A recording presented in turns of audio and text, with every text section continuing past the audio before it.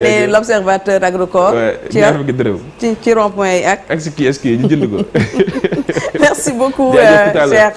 donc ci li nga yër yéene kay xëy tey dañ koy defee chaque matin actu commenté fa ñuy taxaw nag Daouda Mine yow la ñuy tàmbali mooy déclaration donc Ousmane Sonko président assemblée nationale foofee nag ca Mbacké gannaaw ba muy rek inauguré siège u Pastef foofee ca Mbacké alors gis nañ la mu wax yëpp xupp yi nga xamante ni xupp na ko kii di premier ministre Al Aminou Lo ne ku moyul nag motion de censure dana rek daal di jip.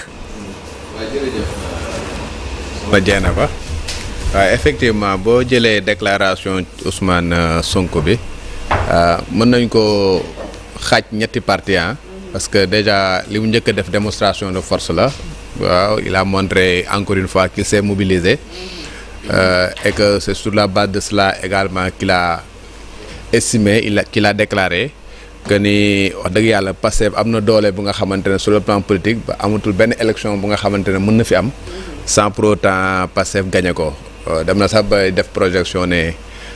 70% sénégalais yi ñu ngi ànd ak Pastef loolu également jàpp na ni wax dëgg yàlla Pastef am na popularité bi nga xamante ne mën na koo may loolu deuxième page ci déclaration moom mooy discipline interne bi nga xamante ne mu ngi koy wootee daal di woote ñi nga xamante ne ñoom ñooy les militants de Pastef notamment les cadres pour que même bu fekkee ne am nañ ay ambition quand même ñu xamante ne dañ nekk ci un parti organisé et que ñu war a teer seen yenn querelles yi au moins def focus sur l'essentiel voilà pour au moins éviter yenn problème yu nga xamante ne mën na survenir ci biir parti bi boobu mooy deuxième partie bi troisième partie bi effectivement moom mooy xupp bi nga xamante ne mi ngi koy def ci gouvernement bi bon bay brandir sax l'arme de la motion de censure en disant que effectivement moom moo waxoon ni moom nekk fi pour def motion de censure mais li mu gis ni su continuer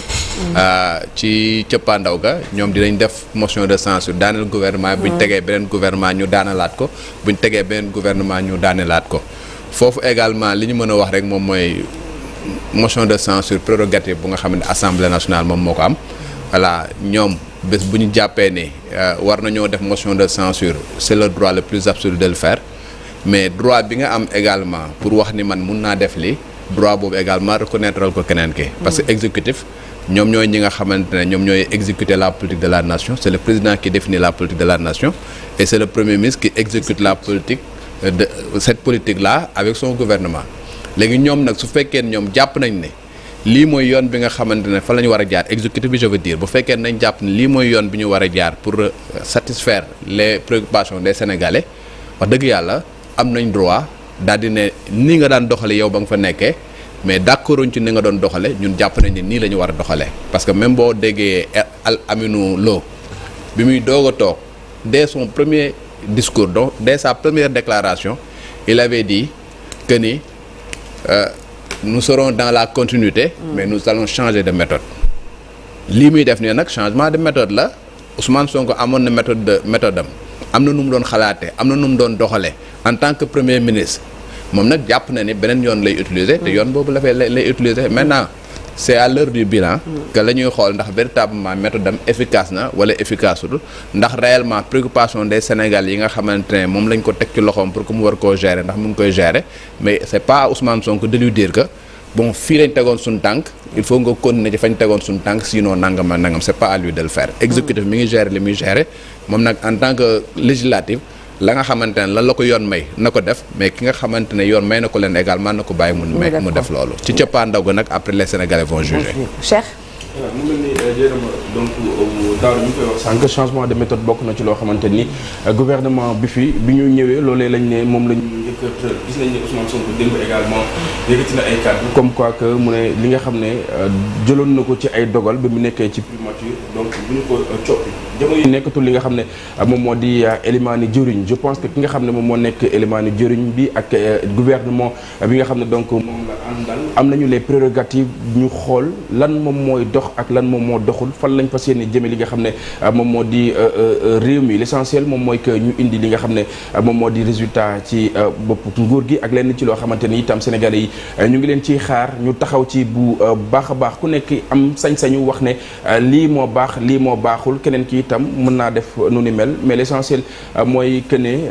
lay cëppaa ndaw la nañu intéressé li nga xam ne moom moo di nañu dox ci intérêt askan wi bu ko defee itam ku nekk gis sa bopp ci réew nag moom moo demee noonu itam état continuité la boo ñëwee door benn mbir keneen ki ñëw également donc day mottali moo xam nan lay mottalee yan méthode lañ lay jël ban yoon également donc lay jaar ku ci nekk ak ni nga xam ne donc noonu ngay procéder ñi nga xam ne ñoom ñoo nekk ci gouvernement bi dañ leen nangul li nga xam ne moom la ñuy doxalee Ousmane Sonko également dañ koy nangul li nga xam ne donc moom la wax am na ci sañ-sañ mais l'essentiel moom mooy que ne donc intérêt askan wi moom moo nekk ca kaw et itam ci loolee la ñu war a dox. merci beaucoup Cheikh Chérif, je tire juste peut-être benn rappel de titre ci benn journal mu nekk le président donc c'est une marionnette et que il est manipulable. Bon loolu c'est ses propos. Mais c'est ce que j'ai dit. C'est propos de Sonko. En tout cas moom moo ne woon mooy Diomaye mooy moom. loolu yële temps la woon. waaw non xaw ma de non dañuy wax rek am na lu mu waxoon aussi ci Diomaye donc bu waxee leneen moom la engagé quoi bon loolu je pense que du débat bi mais. manipulable. Pourquoi moom il n'a pas réussi à le manipuler. waaw. Pourquoi. xam nga Ousmane Sonko loolu wax la rek. c'est Ousmane Sonko est un homme politique très incohérent. Et on se pose même la question de savoir à quel Sonko se fier. ndax jeudi conseil constitutionnel dafa génn benn décision ci affaire u modifié waaw nga ne il prend acte c'est ce que merci de nous rappeler ça je prends acte daal ne cette décision s'impose à tous mi seetaan naa ko seen web mu rafetlu ko même ay partisans Sonko dagg na la Sonko la miin waxoon di ko partager ne miin rafetlu na Sonko ñun ñëpp rafetlu kon ne nii la maanaam yoon bu dogalee ñëpp ci war a tënk surtout conseil constitutionnel amul voie de recours loolu la article 92 bu constitution wax donc qu'est-ce qui s'est passé entre vendredi samedi ba mu dem démb dimanche à Mbacké wax le contraire parce que li mu wax mooy xalab na dogal bi conseil constitutionnel jëloon et même sur l'article 82 bi nga xamante ni moo wax ci wàllu vote bloqué nee na moom du présider séance ci assemblée nationale boo xamante ni gouvernement bi da koy imposer vote bloqué alors que le conseil constitutionnel wax na leer na ci wàllu vote bloqué leer na kay c'est très clair li mu wax ci vote bloqué maanaam loolu nag moom bu bañee loolu day dem gëstu ji wala mu yokkam njàngam ba nga xamante ni loi ba ni voté ci assemblée nationale soxna Dieyna ba du loi boo xamante ni boo ko yóbboo fële ci assemblée boo ko yóbboo ci conseil constitutionnel duñ ko rejeté et il a utilisé même un mot sabotage xam nga nekkoon ci sabotage maanaam il faut que ñi ñuy diriger responsable la responsabilité dafa am solo trop parce que irresponsabilité yenn acteurs politiques yi mooy jural ay réew yu guta non nation yi nga xamante ni jeune nation la lu nu nekk ci tabaxaat ko parce que am na lu fi passé parce que avant muy dem ci meeting ma nee na dalal na ce qu'il considère comme des martyrs mais lan moo taxoon ñooñu faatu woon moom bokkoon na ci ay dem foo xamante ni war a foon dem wala ngay yëkkati kàddu yoo xamante ni moo jur loolu est-ce que Sénégal mérite na réew moo xamante ni mën na ñëw dëkk ci yii maanaam éternellement ay discours yoo xamante ni incendiaire wala mën naa taal ab dëkk il faut que les gens arrêtent surtout ku mel ni moom parce que ba léegi mën nañoo jàpp ni mook Diomaye ñooy am parce que bilan bi ñoo ko bokk wax naa la fi ni Diomaye mooy Sonko mooy Diomaye pendant 2 ans il a été premier ministre et actuellement il est président de l'Assemblée nationale il a la majorité ngir li nga xamante ni buñ ko changé Sénégalais seen nekkin dina mën a améliorer wu ñu daal di koy def martyr yooyu mu wax justement est-ce que moom ba mu ñëwee Assemblée nationale bu doon ñor na ko kay mu leen mu nekk fii di xëccoo ak ay constitution mais nan def benn modifier la leen constitution bi waxoon conseil constitutionnel waxoon parce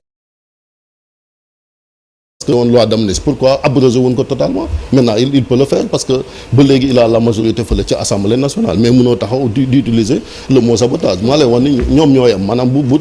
ceux qui doivent se sentir trahis ce sont les populations eux-mêmes ñoom ñi nga xamante ni dafa am ñu leen jaayoon ab projet ñu ne guddeeg bëccëg on parle de projet guddi projet bëccëg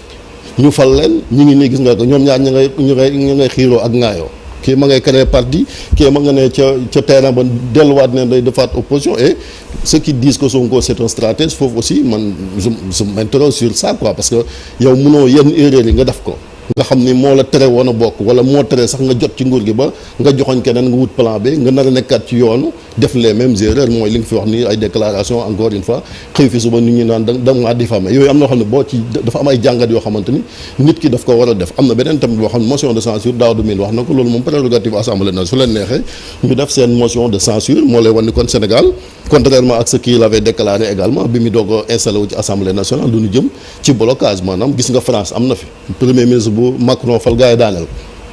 day bloqué parce que ab gouvernement ñoom ñooy doxal li nga xamante ni moom la réew mi di dundee moom lañ nekkee ci jafe-jafe alors que ñu ngi ci crise économique boo xamante ni moom it am na ci responsabilité parce que il met en garde son successeur fële ci primature mais affaire renégociation contrat yi ni wax mais quelle renégociation dem wax na boo jëlee GTA Sénégal nu mu ko mën a renégocier moom kese alors que yaa ngi ko bokk ak réew mu mel ni Mauritanie yaakaar teranga tam wax na leen ko ne renégociation amu fa parce que